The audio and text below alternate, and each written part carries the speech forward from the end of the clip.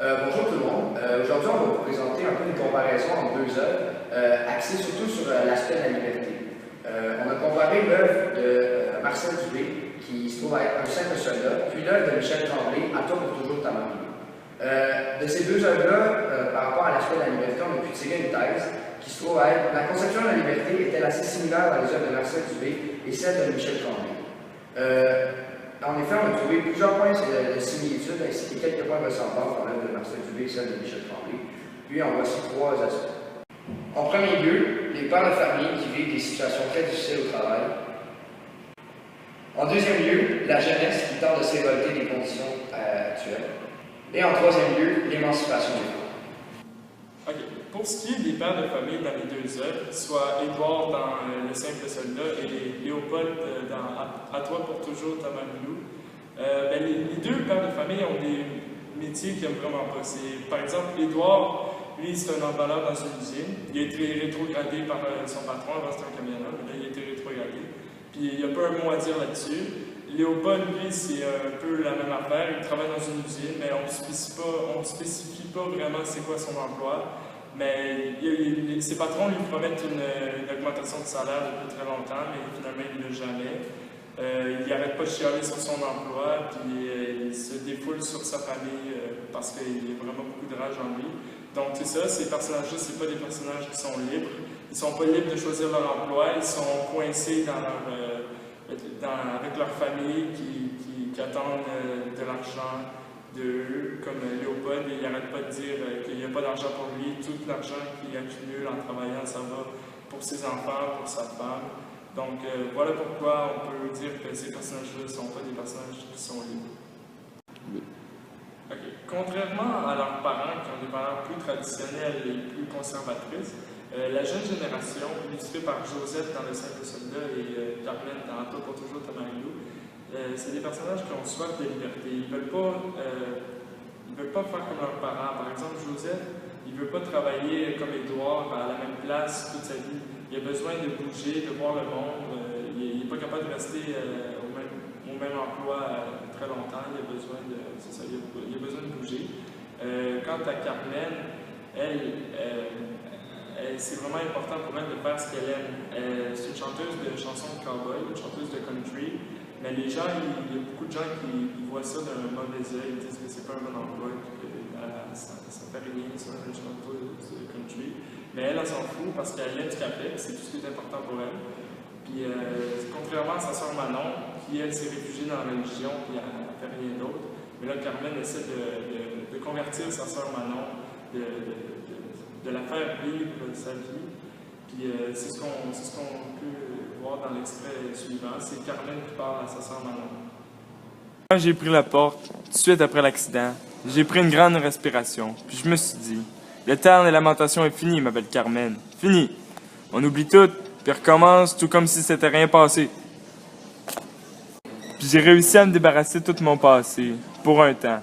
Un trou dans ma tête. Je voulais plus rien savoir d'eux autres. C'est comme ça que j'ai réussi à faire ce que je voulais. J'avais jamais osé dire à personne que je voulais chanter. Mais là, j'étais libre de foncer. Le temps des lamentations est fini, que je me disais. Grouille! Ah, je te dirais pas que j'ai pas eu de misère, j'en ai eu. Mais je me suis jamais lamenté. Il y en a qui trouvent ça niaiseux, une chanteuse de chansons de cow-boy. Mais quand c'est ça que tu voulais faire, pis que t'as réussi à le faire, t'es bien moins niaiseuse que ben du monde. Ça te fait rien de manger de la vache enragée pour un temps parce que tu sais qu'au moins t'aimes ce que tu fais. J'aime ce que je fais, Manon. Mais toi, t'as jamais rien compris de ça.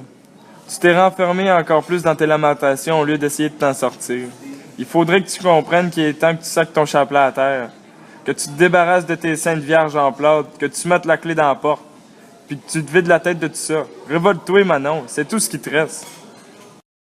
Dans l'œuvre de Tremblay ainsi que dans l'œuvre de Dubé, on peut voir les signes précurseurs de l'émancipation des femmes. Dans l'œuvre de Dubé, on le voit surtout par le personnage de Fleurette, qui est une jeune fille un peu ignorante de tout ce qui se passe durant la guerre. Puis, elle va aller travailler dans une usine. Puis, dans cette usine-là, elle va voir un peu toutes les femmes autour d'elle qui ont la chance de pouvoir travailler, puis qui profitent de cette liberté-là, puis en parlent entre elles comme quelque chose de super bien. Puis, ils vont un peu en parler à Fleurette comme quoi c'est quelque chose de bien, puis sur quelque chose sur lequel il faut qu'elle focus pour faire avancer les femmes dans la société. Puis, à la fin du roman, elle va aussi recevoir des conseils de Joseph ainsi qu'Émile. Joseph étant son grand frère, puis Émile étant l'ami de son grand frère. Puis Émile, comme on peut le voir dans l'extrait suivant, va inciter Fleurette à se prendre en main et d'exploiter son plein potentiel.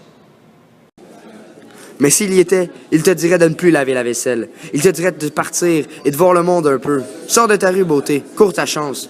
C'est pas une vie de rester écrasé dans ton coin comme tu le fais. Gaspille pas tes belles années. Tu vas le regretter après. T'es encore jeune. Tu t'en vas vers quelque chose. Tu t'en vas vers quelque part. Un jour, tu vas savoir qu'est-ce que tu veux. Un jour, tu vas comprendre que c'est permis à tout le monde de vivre. Fleurette! Fleurette! Viens laver la vaisselle! Dans l'œuvre de Tremblay, la situation est un peu différente. Dans cette pièce-là, c'est Carmen qui représente un peu la femme qui va s'émanciper.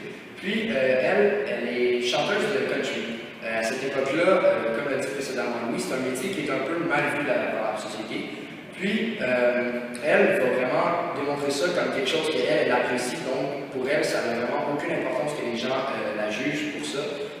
Puis, elle va vraiment prendre, comme je l'ai dit précédemment, son destin en main. Puis, elle va exploiter son plein potentiel dans quelque chose qu'elle aime.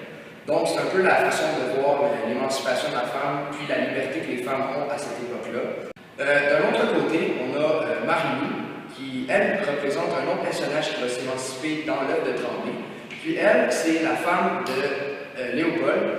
Puis elle va un peu, Léopold, si on veut l'expression, se pogne un peu le bain au travail.